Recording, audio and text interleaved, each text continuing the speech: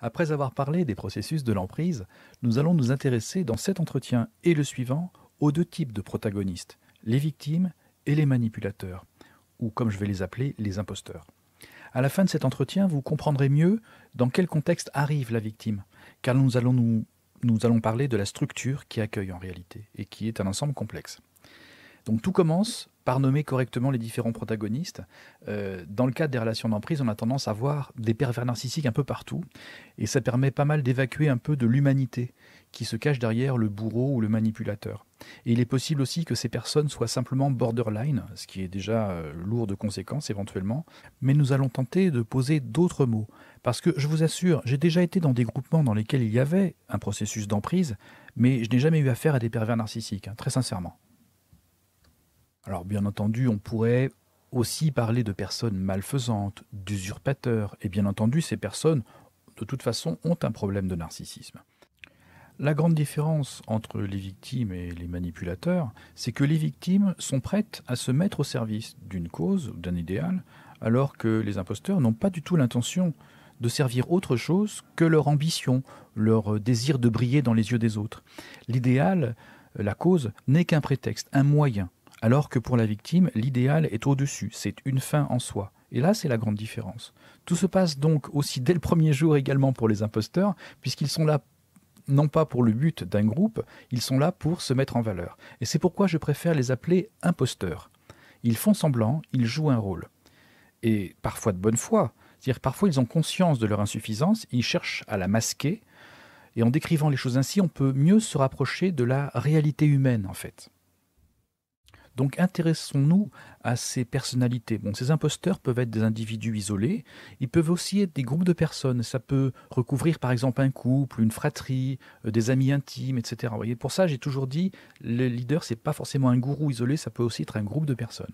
Sur le plan personnel, ce ne sont pas des personnes hors du commun que l'on pourrait imaginer lorsque l'on arrive dans un nouveau groupe et on va projeter sur ces personnes des fantasmes de perfection, d'accomplissement ou de compétence. Et en fait, comme ils jouent un rôle, ils ne sont pas authentiques, même si, encore une fois, ils peuvent être sincères. Là n'est pas la question. En fait, les imposteurs ont des profils de médiocres. Ils peuvent être conscients d'être médiocres ou pas du tout. Ils peuvent convoiter des postes de pouvoir par pure vacuité intérieure ou par orgueil, par vanité, mais de toute façon, ça illustrera leur médiocrité.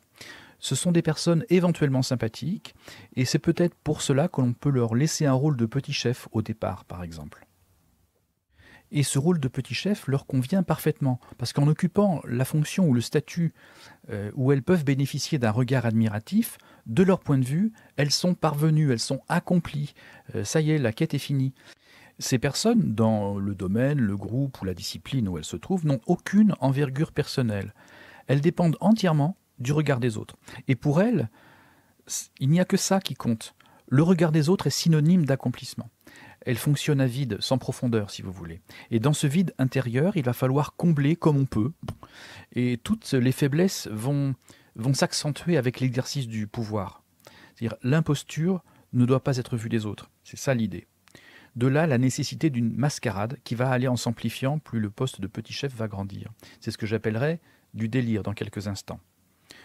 Pour autant, il peut arriver que le leader dont nous parlons ait été mis en place par le leader précédent qui a choisi cette marionnette-là précisément en raison de sa médiocrité, et afin de se mettre lui-même, l'ancien leader, en valeur a posteriori. Donc vous voyez, il peut y avoir des processus beaucoup plus complexes que la simple emprise d'une personne en génération spontanée.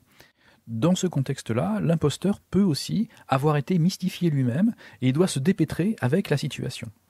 Vous comprenez donc que la toxicité d'un groupe dont je parlais la dernière fois va intoxiquer les personnes sincères, mais cette même toxicité va nourrir la transmission aux personnes qui se révéleront toxiques pour perpétuer la toxicité du groupe. Nous avons donc le profil de l'imposteur, mais comment il va s'y prendre maintenant pour sortir de cette situation et devenir le manipulateur que l'on identifie parfaitement dans le processus d'emprise ? Eh bien, il nous suffit de dérouler le fil de sa médiocrité. Compte tenu de la médiocrité de l'imposteur, de sa dépendance au regard des autres et sa contribution à la toxicité du groupe qui va donc le nourrir, il aura besoin d'exercer son pouvoir avec certains éléments bien précis pour durer dans la fonction qui lui donne de la légitimité à ses propres yeux et fait sens pour lui. Donc je vais aborder ici assez rapidement 3 éléments qui me semblent être les piliers nécessaires et suffisants à la limite. Le premier pilier, c'est la nature d'un éventuel enseignement. Ensuite, il y a le schéma organisationnel et puis après seulement la mise en œuvre d'un ensemble qui va se traduire par des relations qui se révéleront être toxiques. Donc à partir de cet ensemble de 3 éléments, le processus d'emprise peut avoir lieu et perdurer dans le temps. Commençons par l'aspect doctrinal. L'imposteur doit remplir les vides avec ses certitudes, des éléments de croyance ou ce qu'il aura chippé ici ou là et qui semble avoir du succès aux yeux des autres. Tout ça de façon à camoufler ses propres carences. Et ces carences peuvent être l'immaturité, l'incompétence, l'ignorance ou certains défauts gênants. Cette manière de remplir les vides pourra se faire à travers un contenu qui sera en fait ce que les arrivants recherchent, qui va toucher un domaine, une discipline, un idéal, peu importe. Alors que cette doctrine aura tendance à manier des éléments très hétérogènes en fait, qui seront mixés entre eux avec des mots définis autrement, etc. Et comme tout ça repose sur du sable, c'est du vide, cette doctrine sera un patchwork un peu artificiel qui se donnera de toute façon l'habit d'une connaissance quasiment rationnelle, d'une gnose si vous voulez. En cela, il s'agit d'un délire, c'est-à-dire c'est un rapport artificiel au réel qui va tendre à être investi comme étant une connaissance. Cette synthèse, donc ce patchwork, sera considéré comme une connaissance, une vérité, voulant décrire le réel tel qu'il est décrété, et ce délire va tendre à être inculqué au groupe. Lorsque je parle de délire, c'est pour souligner que ces personnes sont éventuellement de bonne foi, et elles peuvent être sincères. Et il est possible que l'imposteur soit tout à fait conscient aussi qu'il manipule, qu'il ment. Et il est possible aussi qu'il se mente à lui-même. Donc on est assez loin finalement du méchant pervers narcissique du départ. Ça peut être une personne qui est en danger, tout simplement. Lorsqu'il doit toucher à la doctrine, d'une certaine façon, à ce moment-là, il est dans la situation d'un nouvel arrivant qui est en demande, etc. Sauf que le nouvel arrivant, lui, est prêt à recevoir et à délirer un temps pour construire sa propre quête ou pour résoudre sa quête, si vous voulez, alors que l'imposteur, lui, alimente son délire non pas pour résoudre ou alimenter sa quête, mais pour faire illusion aux yeux des autres, car cette illusion aux yeux des autres est toujours sa priorité à lui. Au passage, vous comprendrez pourquoi et comment le nouvel arrivant peut contribuer aussi à alimenter le délire en apportant ses propres questionnements, ses sources, ses influences lorsqu'il arrive. Vous vous rappelez, on peut lui répondre en miroir exactement ce qu'il a envie d'entendre. Parce qu'on se sert simplement de ce qu'il apporte pour alimenter le délire collectif. À partir de là, l'imposteur va organiser une structure, une organisation, si vous voulez, autour du délire, sachant que cette organisation peut être préexistante et il va la réinvestir simplement. Et pour cela, il y aura besoin de plusieurs cercles autour de lui, comme nous allons le voir. Il faut un premier cercle de sbires qui formeront le noyau dur. Ils sont totalement dévoués, soumis, ils seront des marionnettes du leader, et ils auront prouvé leur soumission. En appartenant à ce noyau dur, ils incarneront l'autorité qui entoure le leader vis-à-vis des autres. Ils ne seront pas beaucoup, 7 ou 8, assez pour être maintenus dans la rivalité et le conflit entre eux si besoin, et pas suffisamment pour échapper au contrôle permanent du gourou.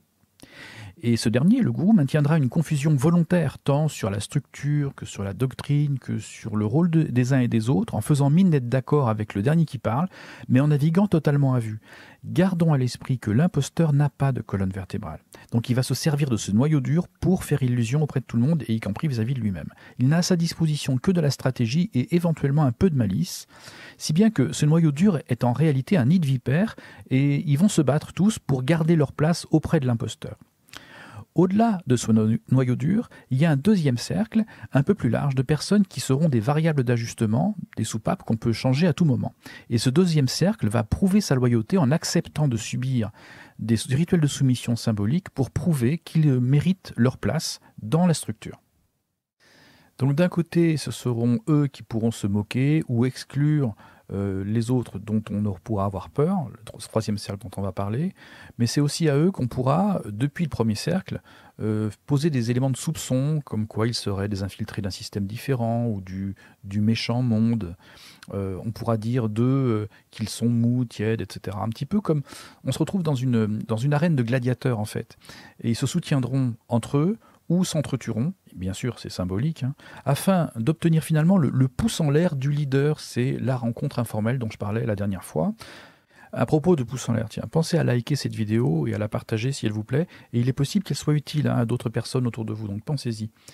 Je reviens à ce que je disais, donc dans ce deuxième cercle, éventuellement, seront contenus les rebelles, les opposants, ou ces personnes qui décrivent inlassablement le dysfonctionnement ou s'en plaignent, mais qui restent quand même, et on ne comprend pas pourquoi ils restent. Et en fait, ils contribuent à perpétuer la toxicité du groupe, comme je l'expliquais la dernière fois. Après ces différents cercles, il y a enfin un troisième cercle, si on veut, ce sont les simples pions, qui pourront être les nouveaux arrivants, ce sont ceux qui peuvent être qualifiés de touristes, ou ceux que l'on a besoin de stigmatiser pour que l'autorité puisse briller davantage. Et c'est là la réelle place du contre-pouvoir, c'est-à-dire totalement à la périphérie de l'organisation. Ceux du deuxième cercle qui critiquent et restent quand même ne sont pas la véritable opposition ou le contre-pouvoir. En fait, elle se situe à la périphérie, elle est maintenue à la périphérie. Donc, si on résume, il y a 4 étages qui sont nécessaires et suffisants pour un processus d'emprise efficace dans une organisation. Il y a un imposteur, donc il peut être un ou plusieurs personnes, entouré de 3 cercles qui sont superposés. Chaque niveau a autorité sur le niveau inférieur et cherche à montrer son attachement au cercle immédiatement supérieur, voire au cercle ultime, qui est donc celui du leader. Et si ces étages ne sont pas posés officiellement dans la structure de l'organisation, ces étages existeront dans la réalité de terrain. Du moins dans les cas d'emprise, ce sera à repérer.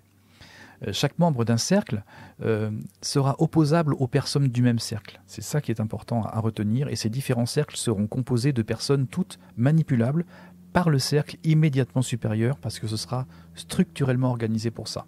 Elles seront manœuvrées en se référant soit à l'enseignement dont on a vu qu'il était composite, soit à la structure qui pourra varier en surface, mais dans son fond il y aura toujours les mêmes choses, les mêmes éléments, soit encore à la place dans l'organisation. Chacun pourra être manipulé en lui faisant miroiter ici une promotion, là une connaissance bonus, ou bien en utilisant l'aspect relationnel.